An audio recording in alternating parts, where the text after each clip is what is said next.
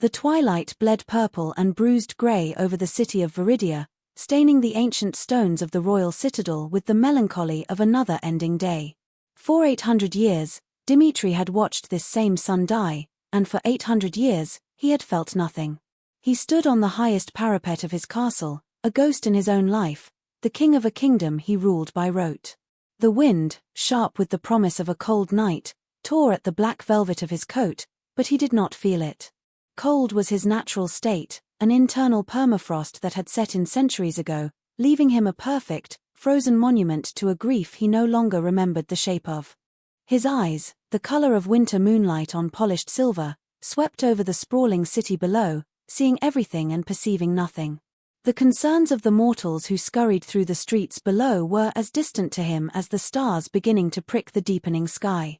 Their lives were fleeting sparks in his endless, unchanging night. He was a creature of stasis, a king of dust and memory. He turned to descend the tower stairs, the silence of his movements a testament to his nature. The castle was always silent, its vast halls echoing with the absence of life. His courtiers, ancient and bloodbound like himself, were quiet things, moving through the shadows with the same weary dispassion he embodied. They had learned long ago that their king desired nothing, which meant they, in turn, had nothing to offer. And so, the kingdom of Viridia existed, but it did not live. It simply was. Like him. As he reached the bottom of the grand staircase, a sound broke the hallowed quiet. A tiny, sniffling sob. It was a sound so profoundly out of place in the sterile stillness of his home that it was like a shard of glass in a bowl of milk. Dimitri paused, his head tilting with an almost imperceptible slowness. His silver eyes scanned the cavernous entrance hall, lit by cold, ethereal light that filtered through towering stained-glass windows depicting forgotten victories. There, a small pool of color and life against the monolithic gray of a pillar, stood a child. She was impossibly small, no more than 6 years of age, with a tangle of dark hair and a smudged face wet with tears. She wore a simple, patched dress, the fabric worn thin with use. But it was what she clutched to her chest that held his gaze. A stuffed rabbit, its button eyes askew, one ear floppier than the other, loved to the point of disintegration. The sight was so incongruous, so deeply mortal and fragile, that for the first time in centuries, Dimitri felt a flicker of something other than profound emptiness. It was not an emotion, not yet, but the barest electrical twitch in a dead nerve. He did not move. He simply watched as the child took a hiccuping breath, her little shoulders shaking. She seemed to be gathering a courage that a creature her size had no right to possess. Then, her wide, brown eyes, glistening with unshed tears, found his. She took a step forward, then another, her worn leather shoes making no sound on the polished marble. She stopped a few feet from him, a tiny, determined island in an ocean of stone and shadow. "Are you the king?" she whispered, her voice trembling but clear. Dimitri did not answer immediately.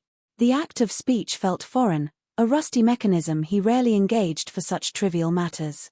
He was used to issuing commands, not answering the questions of lost children. He gave a single, curt nod. The child took another deep, shuddering breath. She held the stuffed rabbit out slightly, as if for protection, or perhaps as an offering. "My name is Lily," she said, her voice gaining a sliver of strength. "And my mama is gone." The words hung in the cold air. My mama is gone.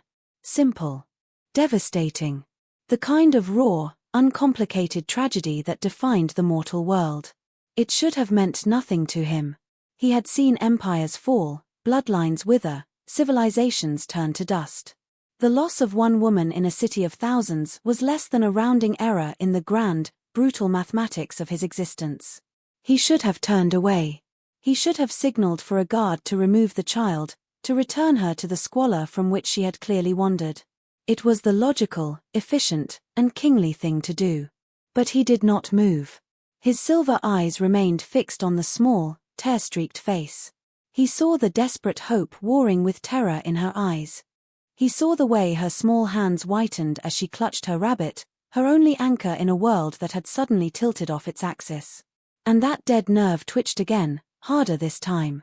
It was an unfamiliar sensation, a faint, phantom ache in the hollow cavity of his chest where a heart had once beaten. It was the echo of a memory, a feeling so ancient it had no name. The memory of wanting to protect something small and breakable. "Please," Lily whispered, and the single word was her last reserve of strength. A final tear broke free and traced a clean path through the grime on her cheek. "The bad men took her. Can you find her?" An absurd request. A king did not find people. He ruled. He commanded. He endured. But looking at this child, Dmitri understood that to her, a king was not a symbol of power or a political entity. A king was the person you went to when the world fell apart. A king was supposed to fix things. It was a child's logic, pure and uncorrupted by the realities of governance and indifference. And for some reason he could not fathom, he felt the immense, suffocating weight of that simple expectation. To refuse would be easy. It would be what he had done for 800 years. He would return to the silence, to the cold, to the comfortable and familiar numbness. But the image of the stuffed rabbit, the sound of that single, desperate pleas, had done something irreversible. It had introduced a variable into his stagnant equation. A small, warm, living thing had breached the walls of his frozen world, and he found he could not simply cast it back out into the cold. With a slowness that felt like shifting continents, Dmitri knelt. It was a movement he had not made for anyone in centuries, an act of deference that felt utterly alien to his rigid posture. He brought himself down to her level, the black velvet of his coat pooling on the marble floor. His silver eyes, now inches from hers, were no longer the distant, cold orbs of a monarch, but something more focused, more present. He reached out a hand, his long, pale fingers hesitating for a moment before they gently touched the tattered ear of the stuffed rabbit. The worn fabric was soft beneath his cold skin. He felt the child's small flinch, the sharp intake of her breath, but she did not pull away. His gaze lifted from the toy to her face. "Show me where," he said. The words were gravelly from disuse, but they were a promise. A crack had appeared in the ice. Lily's small hand, trembling but resolute, slipped into his. It was shockingly warm, a tiny coal against the perpetual winter of his skin. The contact was a jolt, a current of life that traveled up his arm and settled in his chest, right beside that strange, new ache. He did not let go. He rose to his full, imposing height, the child's hand held securely in his own. For the first time in longer than any mortal could comprehend, King Dmitri had a purpose beyond merely existing. He was going to find a woman he had never met, for a child who had done the impossible. She had asked him for help, and he had heard her. Without a word to his stunned courtiers, who melted back into the shadows from which they had been observing, the ancient king and the small girl walked out of the silent castle and into the encroaching night, a single, shared point of warmth between them. The place Lily led him to was a part of his own city he had not set foot in for half a millennium. He called it the Undercroft, its miserable inhabitants called it the Narrows. It was a festering labyrinth of cobbled alleys slick with refuse and despair, where the towering, opulent architecture of Viridia's upper city pressed down, casting the streets into perpetual twilight. The air was thick and wet, heavy with the stench of coal smoke, unwashed bodies, and the cloying sweetness of rot.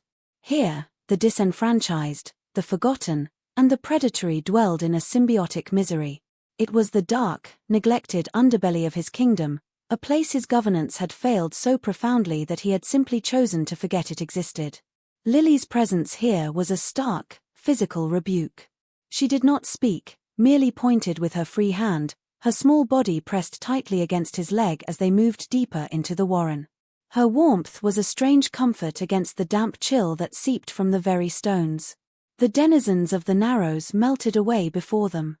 They saw the severe, aristocratic lines of his face, the unnatural stillness of his bearing, the silver eyes that seemed to absorb the meager light and reflect none of it back.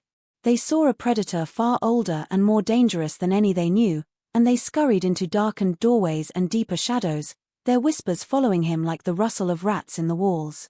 Dmitri paid them no mind. His focus was singular, narrowed to the grim task at hand, a task given to him by the small, trusting hand in his. They stopped before a dilapidated tenement, its windows boarded over, a faint, guttering light visible through the cracks. A low, guttural laugh echoed from within, followed by a woman's sharp, defiant cry. Lily flinched, her grip on his hand tightening until her knuckles were white. She looked up at him, her eyes wide with a terror that was absolute. "Mama," she breathed, the word a fragile prayer. Dimitri's expression did not change, but a cold, precise anger began to coalesce within him. It was not the hot, passionate rage of a mortal man. It was something far more ancient and terrible, the detached, efficient fury of a force of nature. He gently squeezed Lily's hand. "Stay behind me," he commanded, his voice a low murmur that was somehow more menacing than a shout. He released her and she scrambled behind the relative safety of a stack of rotting crates, clutching her rabbit so tightly it was a wonder the seams did not burst. He did not knock. He did not need to. He placed a hand flat against the splintered wood of the door and pushed. The wood did not splinter or crack, it simply disintegrated into a cloud of dust and rotten fibers as the doorframe ripped from the wall. The sound of it crashing inward was a thunderclap in the oppressive quiet of the alley. For a moment, the scene within was frozen in a tableau of greasy torchlight. 3 men, hulking and filthy, their faces a roadmap of cheap liquor and casual brutality. And in the corner, a woman. She was on her knees but not cowed. Her hands were bound behind her back, a smudge of dirt marred one high cheekbone, but her head was held high. A cascade of dark hair, the same shade as Lily's, was matted with sweat, but it couldn't dim the ferocious light in her eyes. They were the color of new leaves in spring, a startling, vibrant green that seemed to defy the squalor surrounding her. She was staring at her captors with a look of such concentrated, unadulterated loathing that it was a weapon in itself. This was Rose. Lily's mother. A healer, the child had whispered on their journey. He could see it now, the strength in her hands, even bound, the fierce, protective energy that radiated from her like heat. The 3 men turned, their shock curdling into aggression as they took in the sight of Dimitri standing in the ruined doorway. He was a specter of aristocratic disdain, his black coat unstained by the filth of his surroundings, his silver eyes promising a swift and merciless end. "Who the hell are you?" the largest of them snarled, grabbing a rusty short sword from a nearby table. Dimitri did not grace him with an answer. He moved. It was not a run or a charge, it was simply a transition from one point in space to another. One moment he was in the doorway, the next he was beside the man with the sword. The man's eyes widened, a grunt of surprise his only epitaph. Dimitri's hand shot out, not in a punch, but with his fingers extended and rigid. They struck the man's throat with the force and finality of a blacksmith's hammer striking hot iron. There was a sickening, wet crack, and the man crumpled to the floor, his sword clattering on the flagstones. It had taken less than a second. The other 2 stared, their booze-addled brains struggling to process the impossible speed, the casual, brutal finality of the act.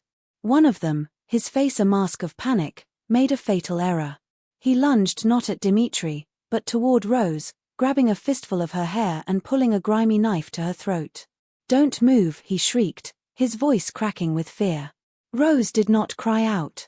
She met Dimitri's gaze over the man's shoulder, and in her green eyes, he saw not fear for herself, but a flicker of concern for him, for the child she did not know was just outside. It was this, more than the man's pathetic threat, that sealed his fate. The cold, precise anger within Dimitri sharpened to a razor's edge. He took a single, deliberate step forward. "Release her," he said, his voice dropping to a near-subsonic calm that was more terrifying than any threat. "I'll kill her. I swear I will," the man babbled, pressing the blade harder against her skin. A thin line of red appeared on her throat. Dimitri's eyes narrowed. The world seemed to slow, the sputtering torchlight elongating, the frantic breathing of the men becoming a drawn-out, pathetic wheeze. He saw the tremor in the hand holding the knife, the bead of sweat tracing a path down the man's temple, the defiant pulse beating in Rose's throat, just millimeters from the blade. In that stretched-out moment, he made a calculation. The man was terrified, his movements clumsy. He was also right-hand. His partner, the 3rd rogue, was fumbling for a weapon to his left. The geometry of the room, the vectors of threat, the pathetic, predictable patterns of frightened men, it was all a simple, solvable problem. He moved again. A blur of black velvet and cold purpose. He was not there, and then he was. The man holding Rose grunted, his eyes going wide with confusion as his knife hand was suddenly empty. He looked down to see Dimitri's fingers wrapped around his wrist, the bones grinding together with an audible crunch. He screamed, a high, thin sound that was cut short as Dimitri's other hand closed over his face, thumb and forefinger pressing into the soft tissue beneath his jaw. A sharp twist, a sound like snapping dry twigs, and the second man fell, his limbs tangling with the first. The third man, who had just managed to draw a crude cudgel, simply dropped it. He stared at his two dead companions, then at the silent, silver-eyed figure standing over them, and he broke. He turned to flee, scrambling for the back of the hovel. He didn't get 2 steps. Dimitri was behind him, a hand landing softly on his shoulder. The man froze, every muscle in his body locking in sheer terror. "You will tell me why you took her," Dimitri said, his voice a quiet rustle of dead leaves in the man's ear. "And you will tell me who sent you. Then, I will decide if you live to see the dawn." The man's confession was a pathetic, blubbering torrent of words. They were hired muscle, paid by a slumlord named Silas to abduct the healer. She had been treating the sick in the Narrows for free, costing him a small fortune in the quack remedies he sold to the desperate. He wanted to make an example of her. It was a story of petty greed and casual cruelty, the kind of sordid tale that played out 1,000 times a day in the forgotten corners of his kingdom. When the man was finished, Dimitri considered him for a long, silent moment. Then he released him. "Go," he said. "Tell Silas I will be coming for him. Tell him the king remembers the Narrows." The man didn't need to be told twice. He fled into the night, his panicked footsteps echoing down the alley. Dimitri turned back to Rose. She was still on the floor, watching him with a mixture of awe, terror, and something else he couldn't quite name. Her green eyes were wide, taking in the carnage, the brutal, inhuman efficiency with which he had dispatched her captors. He moved to her side, producing a small, sharp blade from within his coat and slicing through the ropes binding her wrists with a single, fluid motion. She rubbed her chafed skin, her gaze never leaving his face. "Thank you," she said, her voice hoarse but steady. There was no fawning gratitude, no hysterics. Just a simple, direct statement of fact. She was, he realized, utterly unafraid of him. Wary, perhaps, but not afraid. It was refreshing. He simply inclined his head, a gesture of acknowledgement. He offered her a hand to help her up. She hesitated for only a second before taking it. Her hand was calloused and capable, her grip firm. As he pulled her to her feet, the ruin of the doorway was filled with a small, frantic shape. "Mama!" Lily launched herself across the room, colliding with Rose's legs and burying her face in the fabric of her skirt, her small body racked with relieved sobs. Rose's composure finally broke. She sank back to her knees, wrapping her arms around her daughter, her own tears mingling with Lily's. She rocked her back and forth, murmuring words of comfort, her fierce green eyes closed in a prayer of thanks. Dimitri stood back, an observer of a scene of love so potent it seemed to warm the very air in the squalid room. He watched as Rose held her child, her fierce protector's spirit melting into a mother's boundless tenderness. He was the architect of this reunion, the instrument of their salvation, yet he felt profoundly separate from it, a creature of shadow standing on the edge of a circle of light. But as he watched Rose kiss the top of Lily's head, she looked up, her green eyes finding his over her daughter's tangled hair. And in them, he saw not just gratitude, but a flicker of understanding. A recognition. As if she saw past the monster who had just killed 2 men without a flicker of emotion, and glimpsed the one who had knelt to a crying child. The journey back to the citadel was a study in contrasts. Lily, exhausted but ecstatic, was now asleep in her mother's arms. Rose walked beside Dimitri, her steps sure and even, her gaze sweeping over the grand, moon-washed architecture of the upper city with a critical, appraising eye. She had said little since her rescue, her attention focused entirely on her daughter. Dimitri, for his part, found himself in the unprecedented position of escorting 2 mortal females through the silent, echoing halls of a palace that had not known the sound of a child's breathing for centuries. He led them to a suite of rooms in the East Wing, a place of dormant luxury with tapestries thick with dust and furniture shrouded in white linen ghosts. It overlooked a garden that had long ago gone wild. He had chosen it for its isolation, a place where they would not be disturbed by the few remaining members of his moribund court. "You will be safe here," he stated, the words falling with the finality of a royal decree. He gestured to the rooms. "There is food, water, a place to rest." Rose laid the sleeping Lily gently on a vast, canopied bed, pulling a thick velvet coverlet over her small form. She straightened up and turned to face him, her arms crossed over her chest. The fire had returned to her green eyes, banked but still burning brightly. "For how long?" she asked, her voice quiet but unyielding. Dimitri blinked. It was not the question he had expected. "Until you are recovered. Until the threat in the Narrows is dealt with. And then we are free to go." The question hung in the air between them, sharp and pointed. He had saved her life, brought her to a place of safety and luxury beyond the dreams of most in his city, and her first concern was the terms of her release. He found he was not offended. He was intrigued.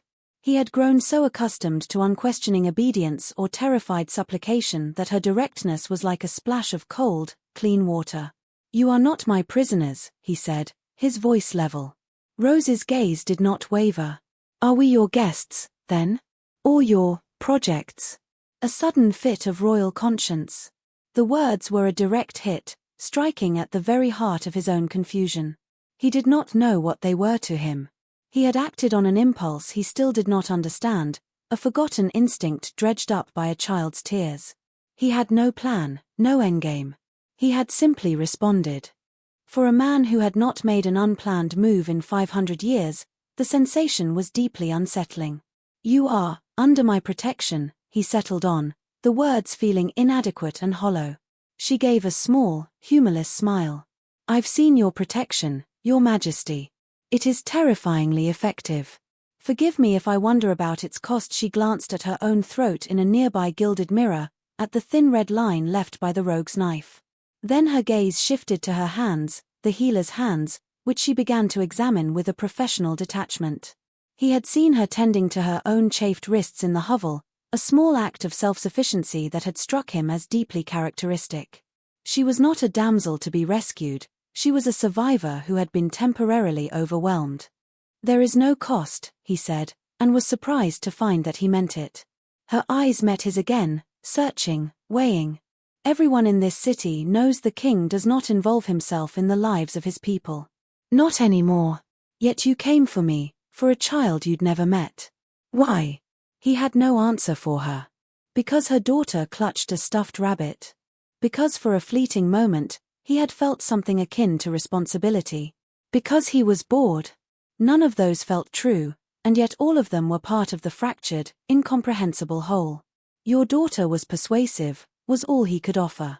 She seemed to accept this, for now. A flicker of softness crossed her face as she looked back at the sleeping form of her child. "Lily has a way of getting past people's walls," she murmured, more to herself than to him.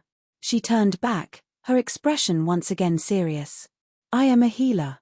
My people in the Narrows need me. I cannot stay here long." "The man who hired your abductors will be dealt with by morning," Dimitri assured her. "The Narrows will be safer for you when you return." It was a vow. She nodded slowly, a silent acknowledgement of his power. "Thank you, Your Majesty. For my daughter's sake, and for my own." The formality was back, a shield raised between them. He was the king, she was his subject. The brief, raw honesty of the moment had passed. He gave a slight, formal bow of his head and turned to leave, the heavy oak door closing with a soft click behind him, sealing them in their gilded cage. As he walked back through the silent, cavernous corridors of his castle, the echo of Rose's questions followed him. Why? He had ruled for centuries without ever needing to question his own motives, for he had none. He simply was. But now, two mortals, one fierce and challenging, the other small and trusting, had taken up residence not only in his home, but in his thoughts. The silence of the castle suddenly felt different. It was no longer a comfortable, familiar emptiness. It felt lonely. And for the first time, he was aware of the profound, crushing weight of all the years he had spent alone in the cold. The days that followed fell into a strange and unfamiliar rhythm. Dimitri kept his promise.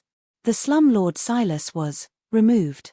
A swift and silent affair that sent a tremor of fear and speculation through the city's underbelly. Word spread like wildfire. The king had acted.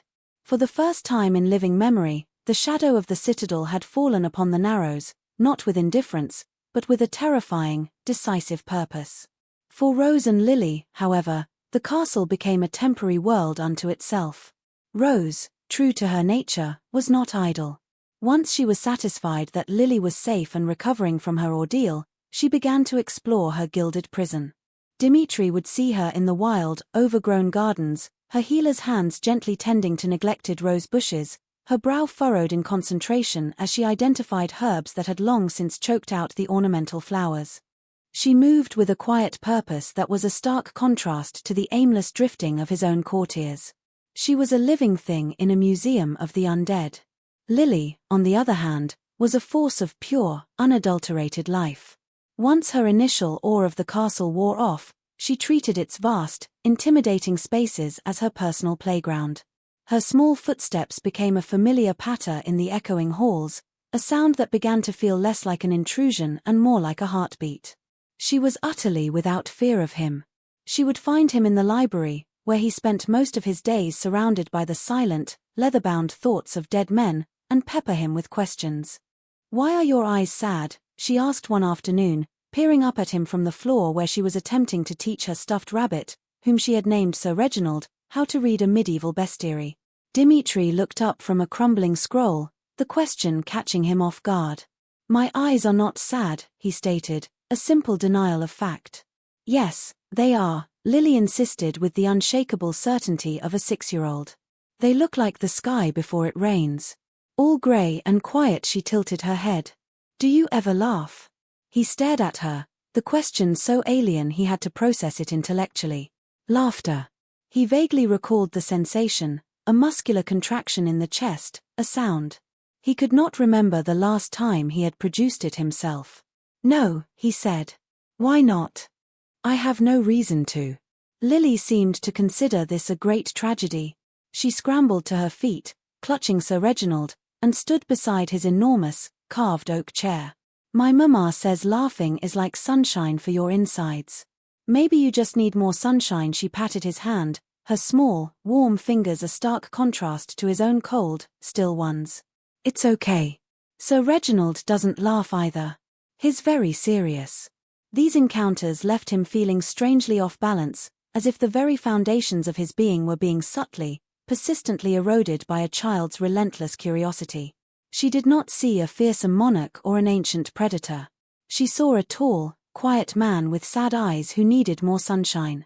She saw him not for what he was, but for what he might be, and the sheer, innocent force of her perception was a thing he had no defense against. His interactions with Rose were of a different nature entirely. They were infrequent at first, polite encounters in hallways or brief conversations about supplies she needed. But one evening, she sought him out in the library. He was standing before the fire, its flames the only source of warmth and movement in the cavernous room, when she entered without knocking. "The Narrows are quiet," she said, her voice pulling him from a reverie he hadn't realized he was in. "The people are frightened, but they're also hopeful. They say the king has woken up." "Fear is a more effective tool for order than hope," he replied, his gaze fixed on the dancing flames. "Is that what this is about? Order?" She walked further into the room, stopping a few feet away from him. The firelight caught the green of her eyes, making them glow. "You could have instilled order with a dozen guards and a proclamation. You came yourself. You killed those men with your own hands. That wasn't about order. That was personal." He turned to face her, his silver eyes meeting hers. "They threatened a child who had come to me for aid. They laid hands on one of my subjects. It was a matter of principle." Rose's expression was skeptical. "You have thousands of subjects in the Narrows whose suffering you have ignored for centuries. My suffering was no different.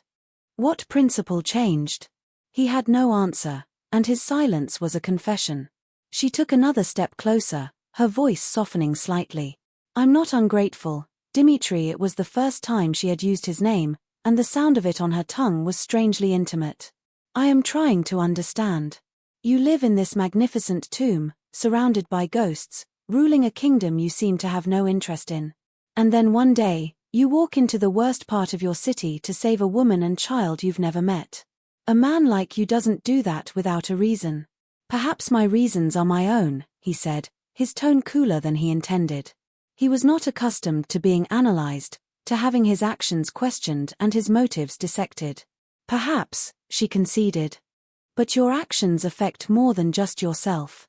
Your dealing with Silas left a power vacuum. The other predators are circling. The people are more vulnerable than before.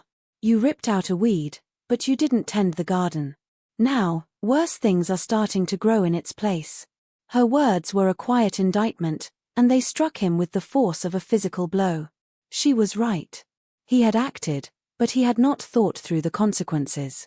He had treated the Narrows as a problem to be solved with a single, violent act, not as a community of living people with complex problems. He had been a king in title, but not in practice. He had forgotten the most fundamental duty of his station, to care for his people. All of them. He looked at her, at the fierce intelligence in her eyes, the compassionate strength that radiated from her. She was not just a healer of bodies, she was a tender of communities. She saw the intricate web of lives he had long been blind to. What would you have me do? He asked, and the question was not a king demanding counsel, but a man admitting his own failure. It was the most vulnerable thing he had said in 800 years. A flicker of surprise crossed her face, quickly replaced by a determined resolve. Come with me, she said. Don't send your guards. Don't issue a decree from on high. Come down from this cold mountain and see the people you've forgotten. See what they need. Help me heal not just their wounds, but the sickness in the heart of this city. The sickness of your neglect. It was a challenge. A command, almost. And as he looked into her vibrant, unyielding green eyes, he felt that old, frozen part of him shift again. It was not a crack this time. It was the slow, groaning, terrifying sound of a glacier beginning to move. He had been stagnant for centuries, a king ruling over a kingdom of ghosts, chief among them himself. And now, this mortal woman, with her healer's hands and her warrior's heart, was offering him a reason to move again. A reason to live. When do we start? He heard himself say. The decision to return to the Narrows with Rose was, in itself, a revolution. Not of the kingdom, but of the self. For Dimitri, descending from the citadel was more than a physical journey, it was an abdication of centuries of aloofness. This time, he did not go as a wrathful spectre in the night. He went in the pale, watery light of dawn, walking beside Rose, a silent, imposing shadow at her side. Lily, refusing to be left behind, trotted between them, her hand held alternately in each of theirs. The sight of the three of them, the ancient, silver-eyed king, the vibrant, determined healer, and the small, dark-haired child walking into the blighted heart of the city was a thing of myth, a scene no one would have dared to imagine. The reaction was immediate and profound. Where before the people had scattered in fear, now they watched, their faces a mixture of terror and bewildered hope. They saw their healer, Rose, return to them, and at her side, the very source of their fear, the king himself. But he was not looking at them with disdain or judgment. He was looking at where Rose looked, listening to what she said. He was, for all intents and purposes, her shadow, her enforcer, her silent, terrifying benefactor. Rose led him to the heart of the misery, to a makeshift infirmary she had been running out of a derelict public bathhouse. It was a place of damp stone, flickering lamps, and the quiet, desperate sounds of suffering. The sick lay on thin pallets, their bodies racked with the kind of poverty-born illnesses the upper city had not seen in generations. Rose moved among them without hesitation, her presence a balm. She knelt by a child with a fever, her hand cool on his brow. She spoke in low, comforting tones to an old man whose cough rattled his entire frame. She was in her element, a beacon of compassion in a sea of despair. Dimitri stood in the doorway, a creature of pristine darkness in a world of grime and pain. This was the sickness Rose had spoken of. Not just the fevers and the infections, but the systemic decay born of his own indifference. For the first time, he saw it not as an abstract failure of governance, but as a collection of individual, human tragedies. He saw the hollow eyes of a young mother watching her baby struggle for breath. He saw the gnarled, useless hands of a stonemason, his livelihood lost to an untreated injury. Each one was a silent accusation. He did not know what to do. His skills were in death and dominion, not in life and healing. He felt useless, an antiquated weapon in a place that needed builders. He watched Rose work, her movements economical and sure. She ran out of clean bandages and tore a strip from her own petticoat without a second thought. She had little medicine, relying on herbal poultices and the fierce, stubborn force of her own will. Lily, holding Sir Reginald, sat quietly on a crate in the corner, her small face solemn. She was used to this world, Dimitri realized with a pang of something he couldn't name. This was her normal. A child should not be so familiar with the geography of suffering. Later, as the sun began to set, casting long, sorrowful shadows through the grime-caked windows of the bathhouse, Rose came to him. She was exhausted, a smudge of dirt on her cheek, but her eyes were bright with purpose. "I need things," she said, not as a request, but as a demand. "Clean water. Barrels of it. I need linen for bandages, not rags. I need soap. I need food, broth, bread, anything. And I need firewood. The damp in this place is killing as many as the fever." It was a list of the most basic necessities of life, things he had in such abundance at the castle that he never gave them a moment's thought. He had storerooms filled with linen that had not been touched in a century. Kitchens that could feed 1,000. Aqueducts that brought fresh mountain water directly to his fountains. He nodded once, the gesture sharp and decisive. He turned and left the bathhouse. Within the hour, the first of the royal supply carts rumbled into the Narrows, laden with everything she had asked for and more. The guards driving them were pale and nervous, their eyes wide at the squalor, but they followed their king's orders without question. This became their new routine. Every day, Rose would work in the infirmary, and Dimitri would provide. He became a conduit, funneling the hoarded, stagnant wealth of his court down into the starved streets of the Undercroft. He had the bathhouse repaired, its ancient pipes cleared until hot, steaming water flowed for the first time in centuries. He had a proper clinic built, its stone clean and its windows letting in the light. He did not do it with decrees. He was there, overseeing the work, his silent presence more motivating than any foreman's shout. The people of the Narrows began to see him differently. The fear remained, but it was now mingled with a grudging respect. He was not one of them, could never be one of them, but he was for them. Because Rose was for them, and the king, it seemed, was for Rose. They began to work together, a partnership forged in the crucible of shared purpose. In the evenings, they would sit in the new clinic, the air smelling of antiseptic herbs instead of decay, and she would tell him what she had seen that day, the small victories and the heartbreaking losses. He would listen, his silver eyes intent, absorbing the realities of his kingdom for the first time. He learned their names. Not just Rose and Lily, but Ilara, the young mother whose baby had survived the fever. And Finn, the old stonemason, for whom Dimitri commissioned a set of specially designed tools that allowed him to work again. He learned the complex tapestry of their lives, the feuds and friendships, the hopes and fears. He was no longer ruling a map, he was presiding over a living, breathing city. One night, as a cold rain lashed against the windows of the clinic, they sat in silence, the day's work done. Lily was asleep on a cot in the back room, her breathing soft and even. The only sounds were the rain and the crackle of a small fire in the hearth. "You're good at this," Rose said softly, breaking the quiet. "At building things. At making things happen." "I am good at logistics," he corrected, his gaze on the fire. "It is a simple matter of resource allocation." She smiled, a small, tired curve of her lips. "You can call it whatever you want. I call it ruling. The kind that matters." She pulled her shawl tighter around her shoulders. "Why did you stop? All those years ago. Why did you let it all fall apart?" It was the question he had been dreading, the one that scraped at the edges of the grief he had buried so deep he'd forgotten its name. The library at the castle was his sanctuary because it was silent, but here, with her, the silence was expectant. It demanded an answer. He looked away from the fire, his gaze turning to the rain-streaked window. "I lost someone," he said, the words feeling like stones in his throat. "A long time ago. My wife. My son," he said the words plainly, without inflection, stripping them of the agony they still held, deep in the frozen core of him. They were mortal. I was not. I watched them grow old and die, as I remained unchanged. After that, the world seemed to lose its color. Its purpose.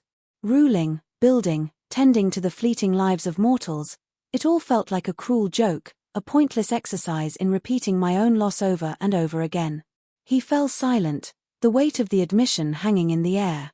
He had not spoken of them to another soul in over 700 years. Rose did not offer platitudes or empty comforts.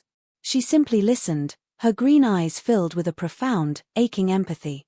After a long moment, she reached out, her warm hand covering his, which rested, cold and still, on the table between them. It was not a romantic gesture, not yet. It was a simple, profound act of human connection. An anchor. "Grief is not a tomb you must lie in forever, Dimitri," she whispered. "It can be a garden you learn to tend again." He looked down at her hand on his. Her skin was warm, calloused from her work, alive. And under her touch, for the first time, he felt the faintest stirring of warmth in his own. He did not pull away. He simply sat there, with the rain and the fire and the quiet, compassionate presence of this woman, and allowed himself to feel the first, painful, beautiful thaw.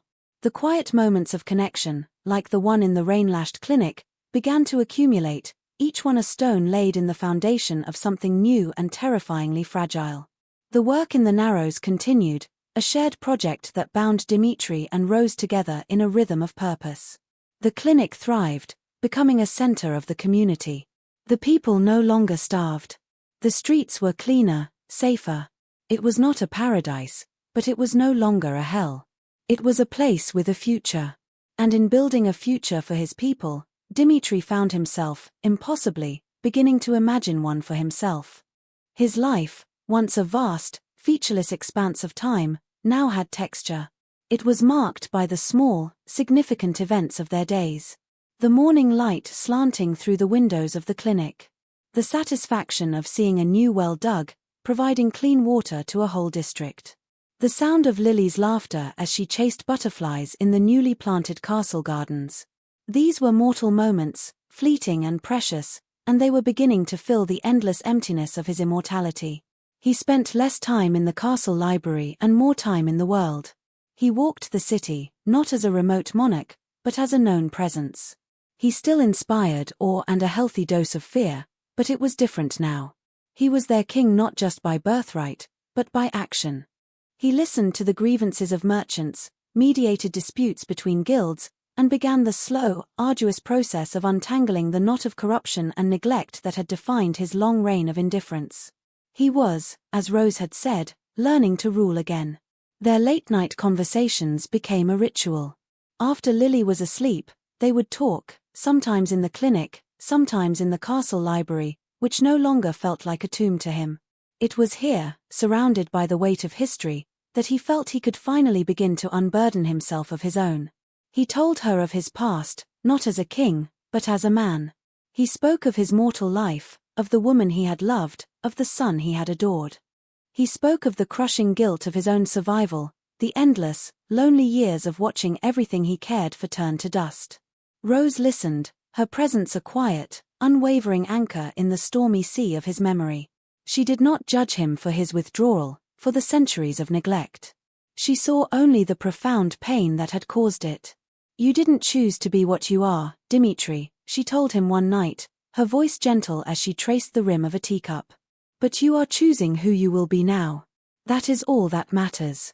Her compassion was a revelation. He had expected condemnation for his failures, but she offered only understanding. He began to see her not just as a partner in his work, but as the only person in his long existence who saw him whole, the monster, the king, the grieving man, and was not afraid. He started to notice things about her. The way a stray curl of dark hair always escaped her braid. The fierce concentration in her eyes when she was grinding herbs. The rare, full-throated laugh that would escape her when Lily did something particularly charming. He found himself hoarding these small observations like treasures. The ache in his chest, the one that had started with Lily's plea, had transformed. It was no longer a phantom pain, but a living, breathing thing. It was a longing so deep and so powerful it terrified him. He wanted to close the small distance that always remained between them. He wanted to touch her without the pretense of work or comfort. He wanted to see her smile and know that he was the reason for it. It was a terrifying, exhilarating, and utterly consuming feeling. He was falling in love, and the sensation was so overwhelming it felt like he was being brought back to life, one painful, gasping breath at a time. One evening, they were in the castle's vast, domed conservatory, a place of glass and wrought iron that housed exotic plants from every corner of the world. It had been one of his first wife's favorite places, and he had not set foot in it for 700 years. But Rose had rediscovered it, and under her care, the dusty, dying plants had begun to thrive again. The air was warm and humid, thick with the scent of night-blooming jasmine. Lily had fallen asleep on a cushioned bench, her head pillowed on Sir Reginald. The moonlight streamed through the glass ceiling, silvering the leaves and casting intricate shadows on the floor. It was a place of profound peace. "It's beautiful in here," Rose said, her voice a soft murmur. She was standing by a fountain, trailing her fingers in the cool water. "It was my wife's," he said, the words coming out more easily than they once would have. "She loved this place. She said it was like holding the whole world in your hands." Rose turned to him, her expression gentle. "It must be hard. To live with so many ghosts." "They were all I had," he confessed. For a very long time he took a step closer to her, the scent of jasmine and damp earth enveloping him. "Until you." The air between them grew thick, charged with all the things they had left unsaid for months. Her breath hitched, a tiny, audible sound in the quiet room. Her green eyes, luminous in the moonlight, were wide and searching. "Dimitri," she whispered, his name both a question and a plea. He stopped just before her, his body humming with a tension that was both exquisite and agonizing. He could see the pulse beating in the hollow of her throat.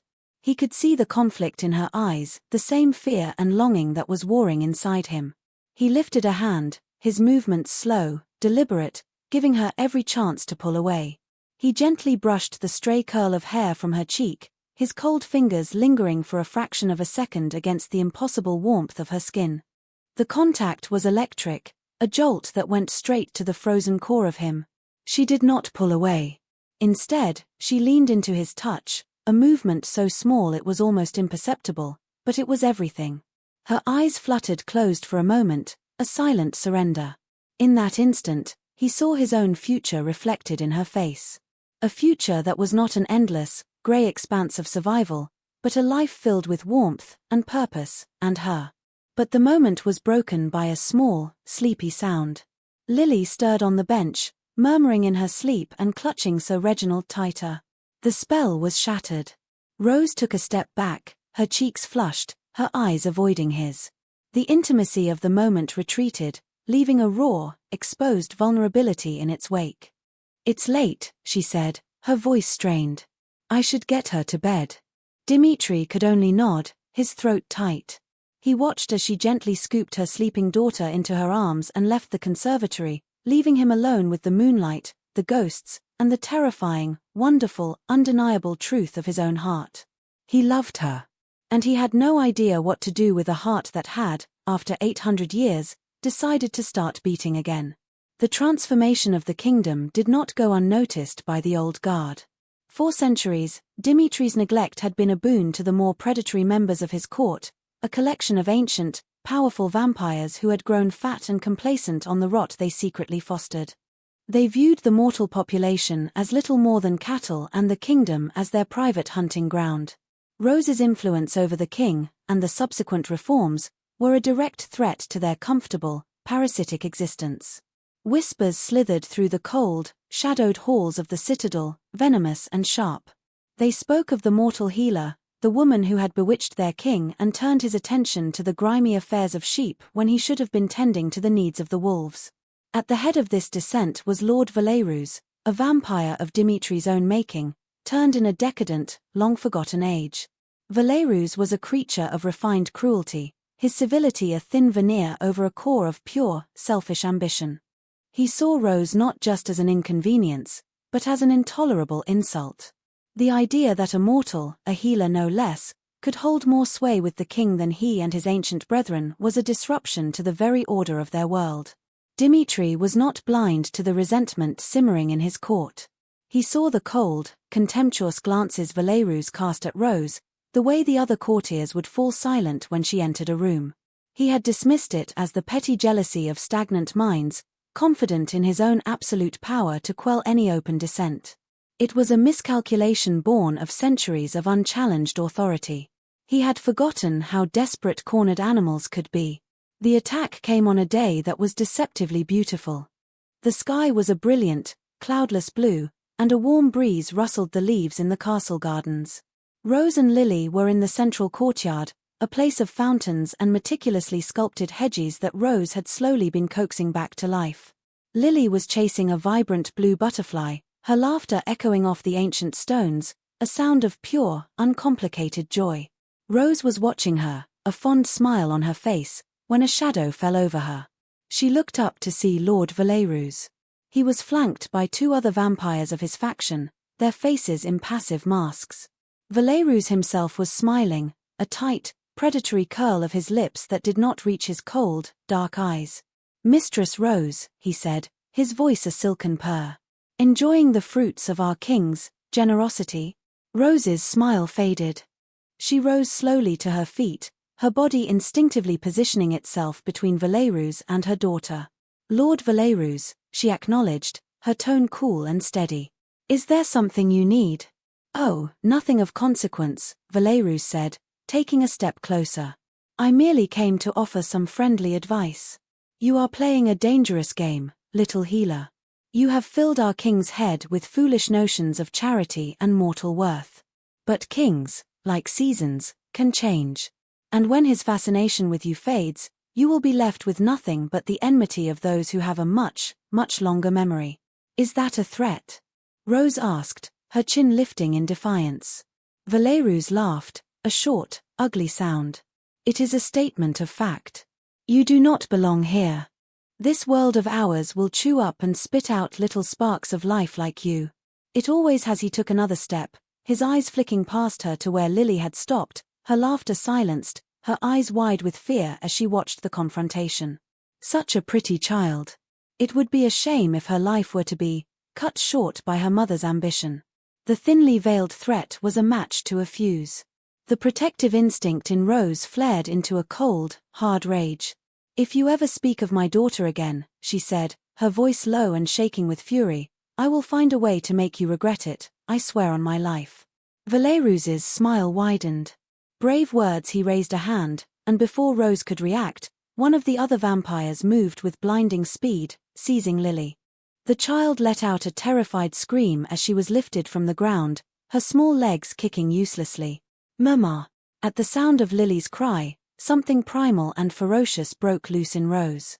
She launched herself at the vampire holding her daughter, but Valerus intercepted her, his grip on her arm like a band of iron.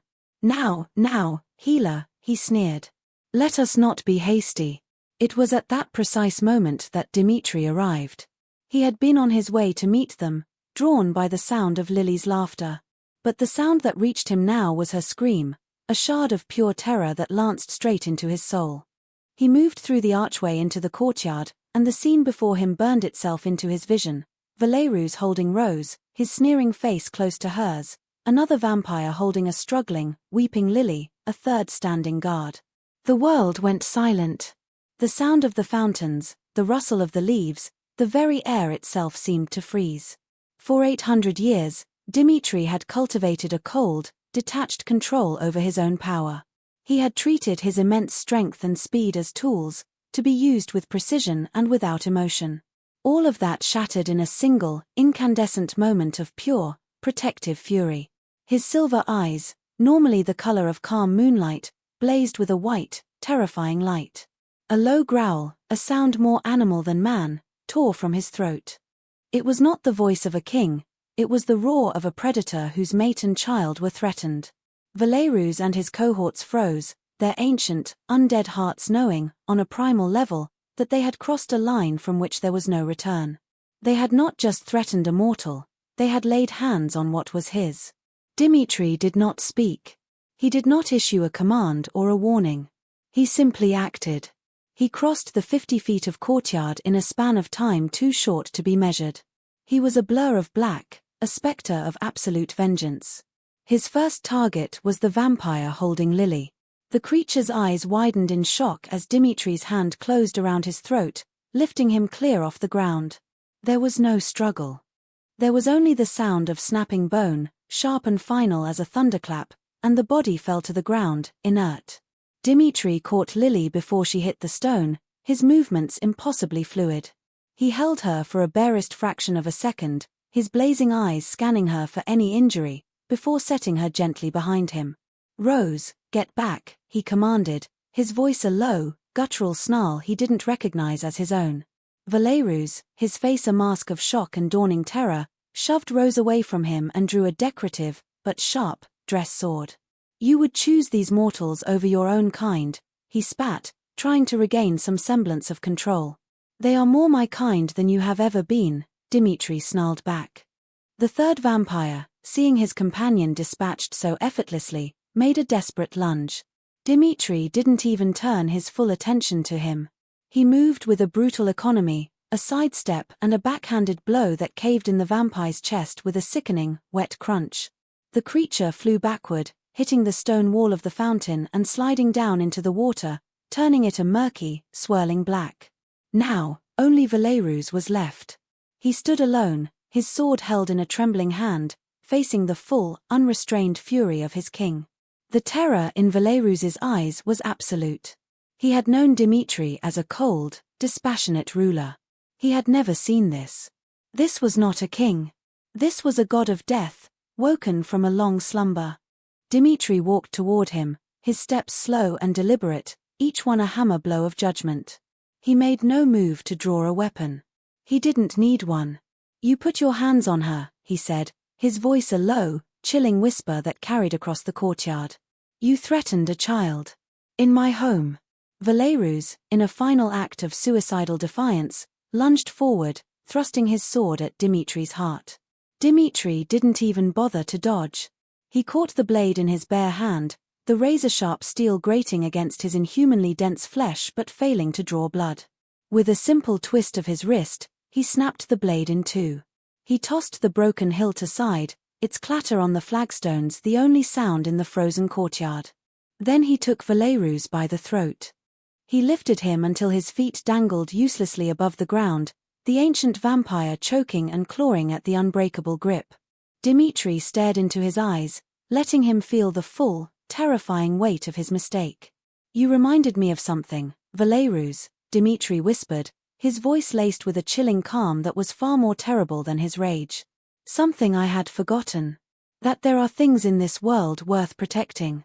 And that there are things that must be purged." He did not grant Valerus a quick death. The end was a silent, brutal affair of overwhelming strength, an unmaking that left nothing behind but a pile of fine, grey dust that the gentle breeze began to scatter across the sun-drenched stones. The violence was over as quickly as it had begun. The courtyard was silent again, save for the gentle splashing of the fountain, its water now tinged with black.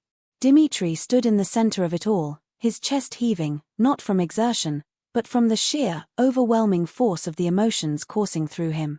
The rage was already receding, replaced by a cold, bone-deep terror. He turned, his wild, silver eyes finding Rose. She was standing where Valerus had shoved her, her hand over her mouth, her green eyes wide with shock.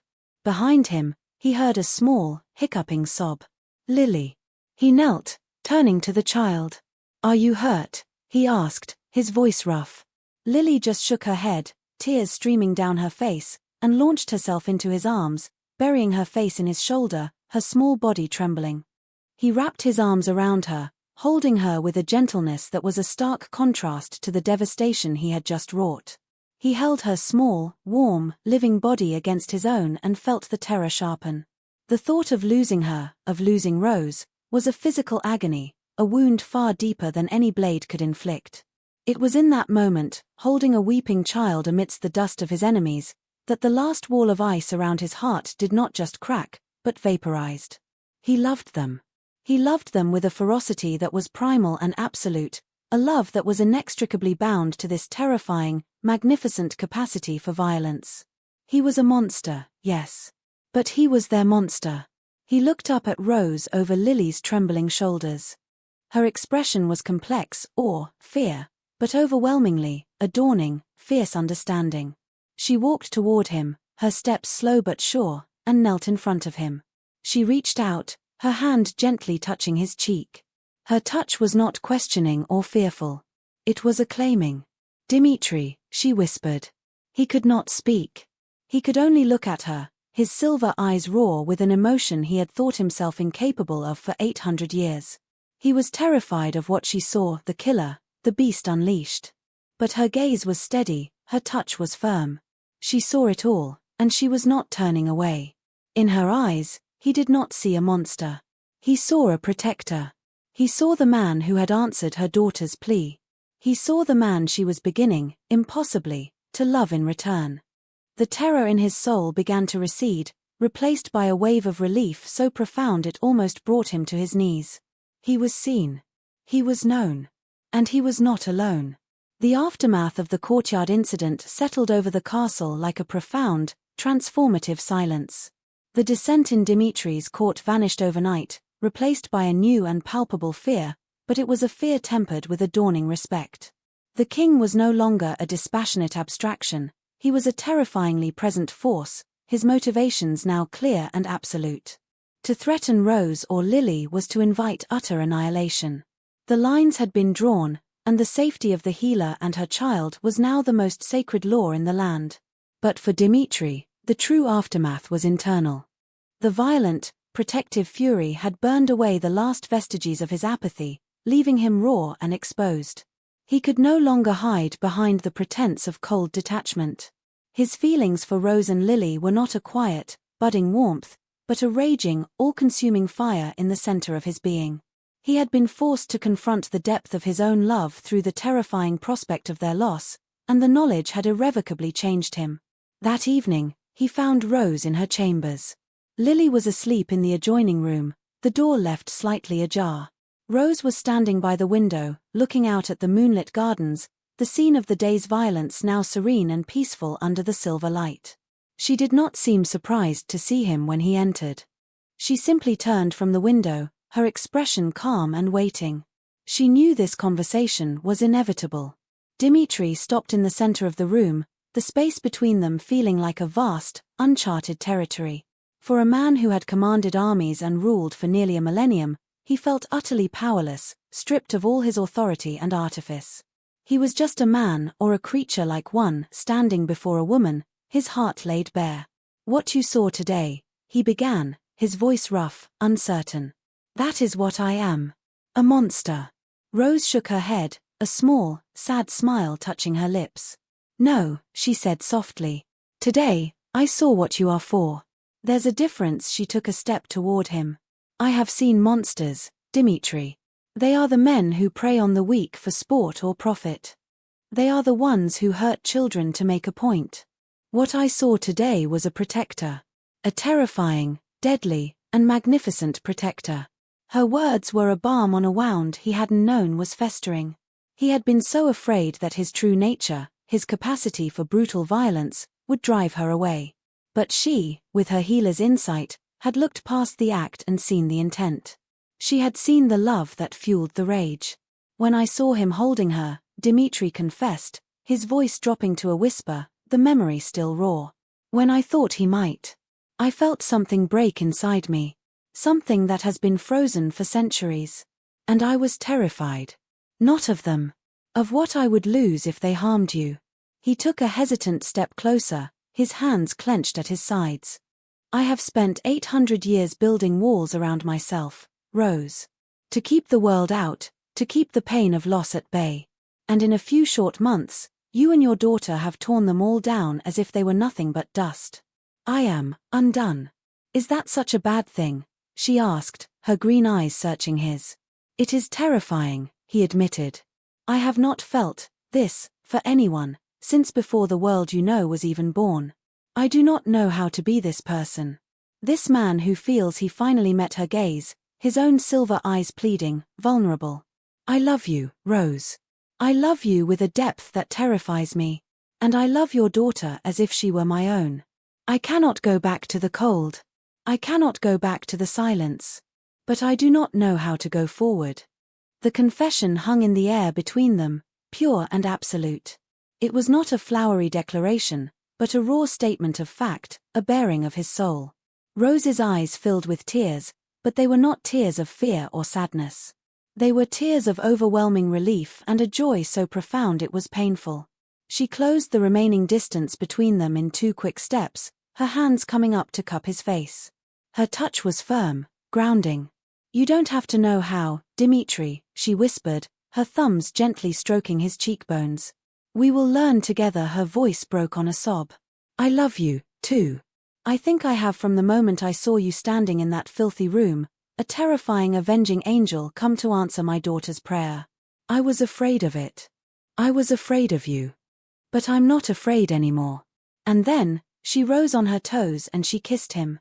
It was not a tentative, exploratory kiss.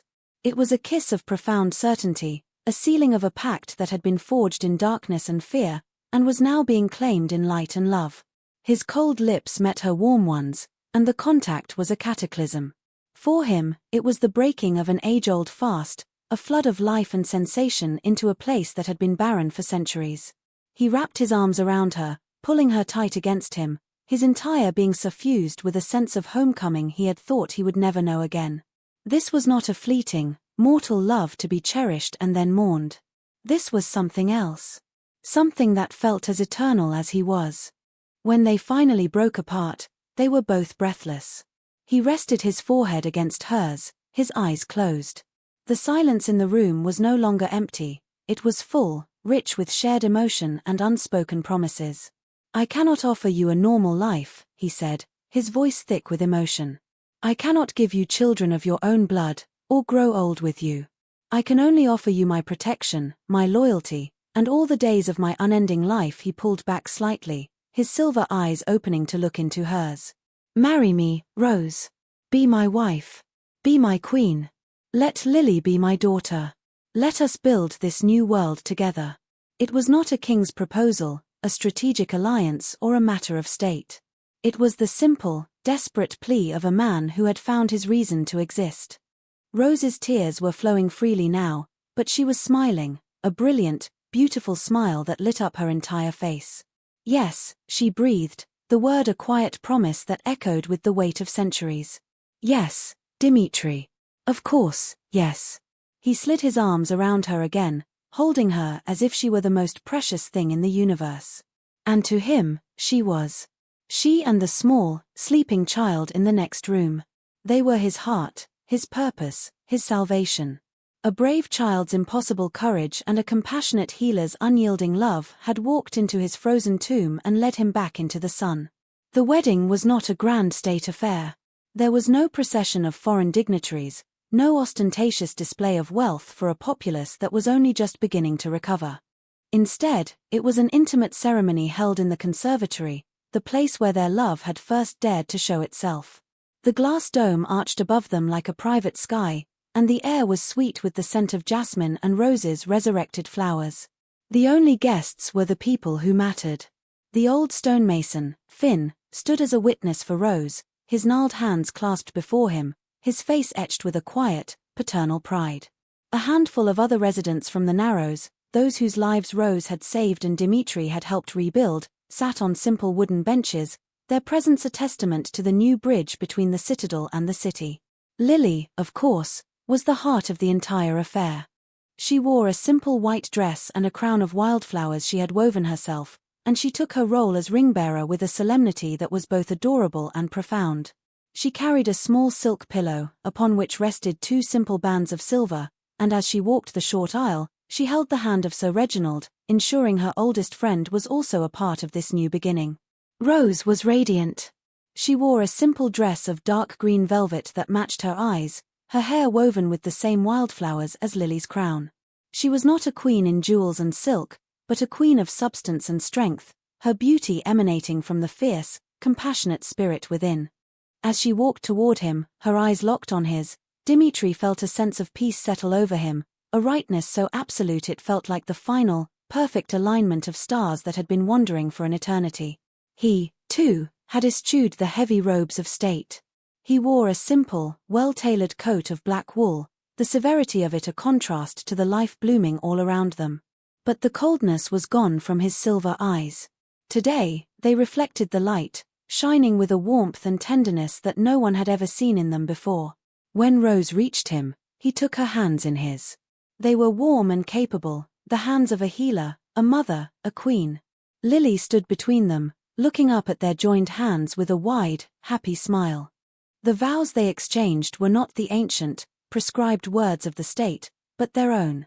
He spoke of the long, cold darkness, and how she had been the dawn he no longer believed would ever come. He promised to honor her strength, to protect her fire, and to spend the rest of his eternal life being a man worthy of her love. She spoke of seeing past the fearsome king to the lonely, grieving man beneath. She promised to be his anchor, his partner, and to help him tend the garden of his heart, just as they were tending the garden of their kingdom.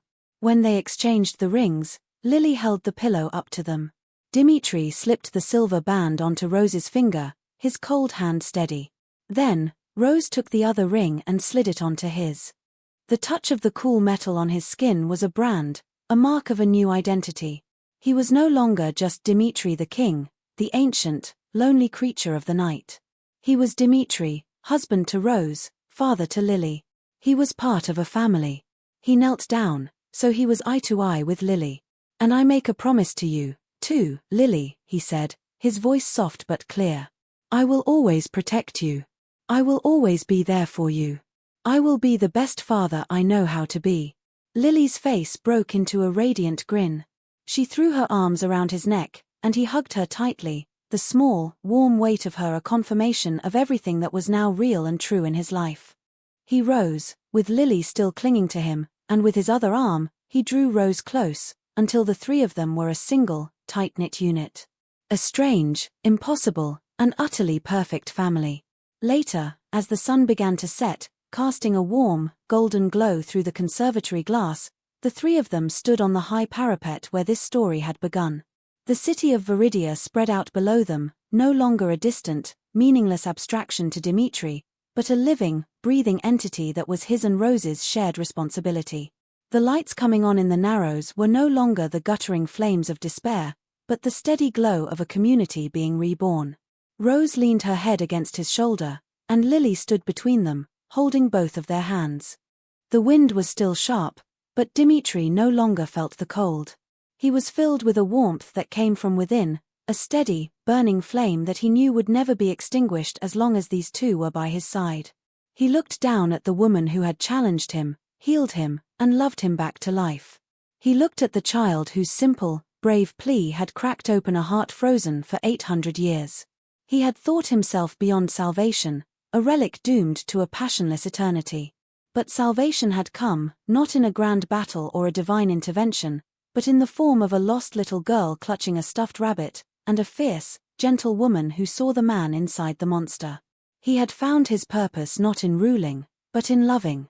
And as he held his new family close, watching the twilight embrace their healing kingdom, Dimitri, the once frozen king, was finally, truly, home.